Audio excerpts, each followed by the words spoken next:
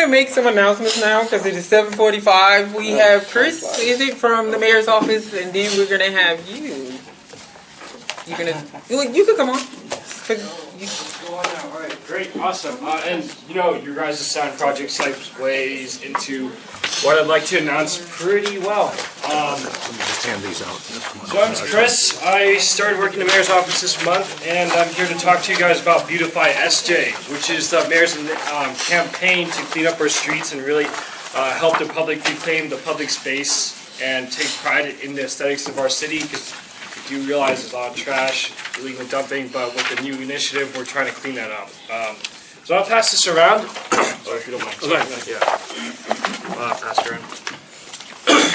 So, one of the components of this Beautify SJ initiative is this new upcoming grant, right? That neighborhood associations, if they have updated bylaws, officers and officer contact information all uploaded onto the grants.sanjoseca.gov website, then you guys are eligible for the grant, right? So it's 1,000 minimum, 5,000 max, and it's a 2-year term project. And this time around, we decided that the grants can actually cover insurance, food, and water. However, you can't use the grants to buy materials, and you cannot use the grants to hire a contractor to do the work for you. It has to be a community project, right?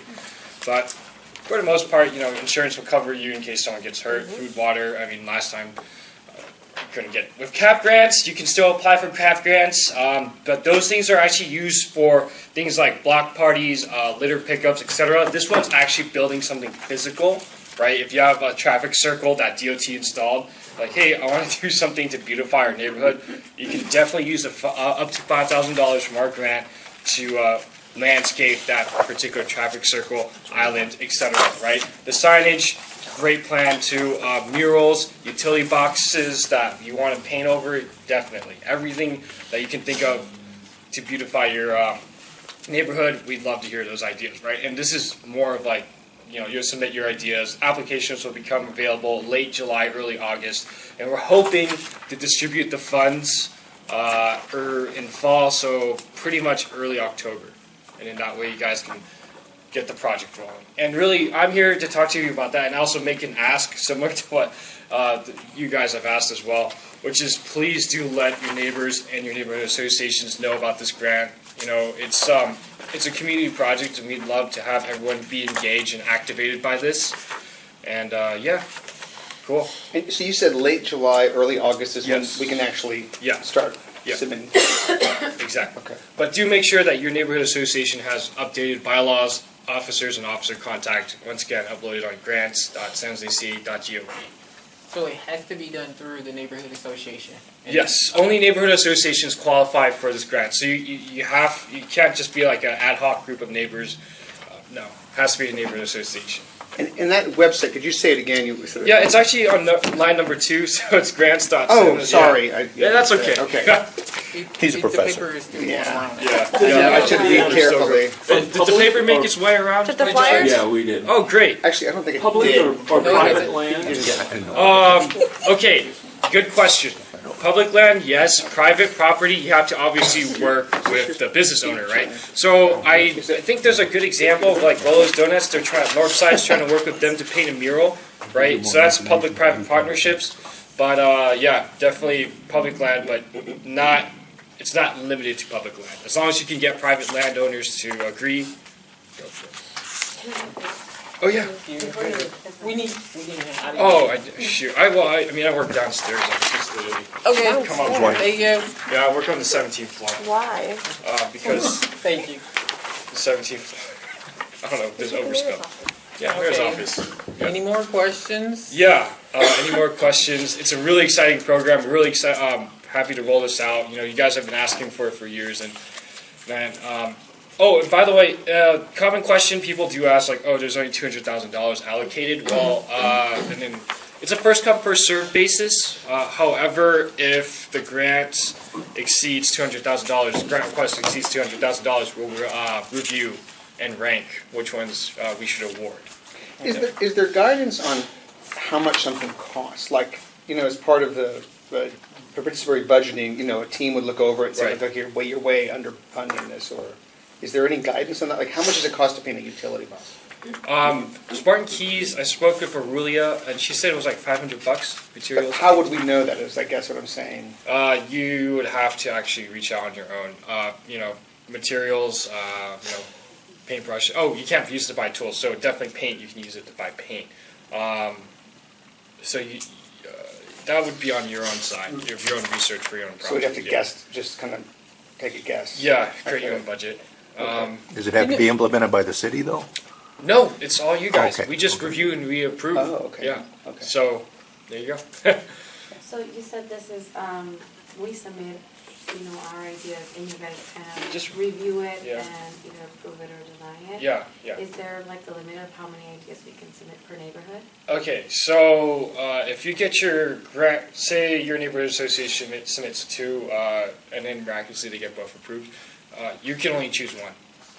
So to keep it at that, we try to ask you guys to please limit at one. But sometimes there can be ideas that may be rejected. So in the interest of time, it's not such a bad idea to maybe submit a backup plan as well. Okay. So Yeah. one per. One per neighborhood association, yes. But you can also, if you are close to another neighborhood, then you can also pair up with them. So hypothetically speaking, you can have $10,000 right there. Yeah, Learn to work together. and to work together. Yes. When you said you can not buy tools, I understand that because that was part of the cap grants, but you can't buy paint. Is there a list of what we can and cannot buy on the website, or just follow the cap grant guidelines on that? Yeah. Or? So not yet. Great feedback. We will add that to the website. Okay. Excellent feedback, actually. Yeah. And is your name and number on here? No, I have my business card. Oh, okay, I great. will hand it down. Thank you. Okay. Cool. Thank you, Chris. Thank you guys. Thank you for slipping me in so last minute. Good luck. Thank you. Richard, did you? Sure. Do you have an update on participatory budgeting? Well, I have One last thing. basically, I have an announcement, which happened to relate to smart city and energy saving, that type of thing. So what, I have a program that we're in the process of designing as well for these applications. And the application that I'll be talking about is primarily disaster awareness program for the city. So that I understand that there has been some funding regarding to how to coordinate a disaster awareness program for neighborhoods, and primarily that's basically the key project or baby project, at its infant stage, if you will. So, but it is all based on the Smart City Protocol, United Nations, and other things, as to how we could explain to neighborhoods or explain to the public, how we could apply it. And one of the better idea that our group came up with is to basically apply disaster awareness program. And during the process, we would design similar approaches as what you folks have done, and be able to, but really not just talk, because we've been working with professors and dignitary from China as well, as to how we can apply all this combination of internet and things, and you probably would know much better than us. So by introducing that concept and be able to work with District 3, we would like to launch this thing with District 3, and we are at that process at this point. So I'm happy to announce that on June 2nd there is a conference put together on smart city internationally. That is, we're getting some dignitary from China and professors around here in the Bay Area. We haven't been able to invite anybody from Stanford too, which we would love to connect. But it would be that conference would be held right here at City Hall on June 2nd. We'd like to pass out some flyers and would like to see how we could connect, how we could make this project great. Thank you. And if you don't mind, pass this thing around. Thank you. Thank you. Okay, are there any neighborhood announcements that anybody would like to make? Also, we had our annual dumpster day, which we fund with CAP grants. This is I'm from Hensley. And we filled 2 enormous dumpsters in the pouring rain, too. So it was really successful. So anyway, I know there's other ones coming up that are kind of bigger neighborhoods, but it's a great idea for a CAP grant. And it got hopefully got a lot of crap off the streets. Madam Chair, we had been talking in this group about inter-district types of work, and we had commented about Councilmember Raul and from District 7 coming together in our community. I wanted to report back to the committee, to the group, that I went to a welcome to the 12th annual West Valley Senior Walk. It's the 12th annual, and it was done by Councilmember Chappie Jones and Deb Davis, and it was very well attended, and I think it's the kind of activity that I think that we should do to breed that kind of inter-community thing. Deb Davis and I are personally related, and she says that she too has been in conversation with Councilmember Raul with reference to transportation in effect. And so there's going to be more of that. But I think that would really move forward our efforts to wanting to look at the city as a whole. And I see that as a really positive mood as so far as the council members are concerned, that they're going beyond their districts and looking at issues that really transcend where the borders are. And if you all are not aware, it was held, what was it, last Friday at the mall? Yeah, it was at the West Valley Mall, and it was tremendous. Yeah, so it was basically an opportunity for senior citizens to get out and do their own walk, and it was from the different districts that it was put on. And I was a senior citizen, so that's the reason why I was there. I didn't say that. But I know, you looked in my direction. No, I'm saying because you were there. Okay, but one of the other things that was there is that I'm looking at Council Supervisor Ken Yeager, who and I had never met him before.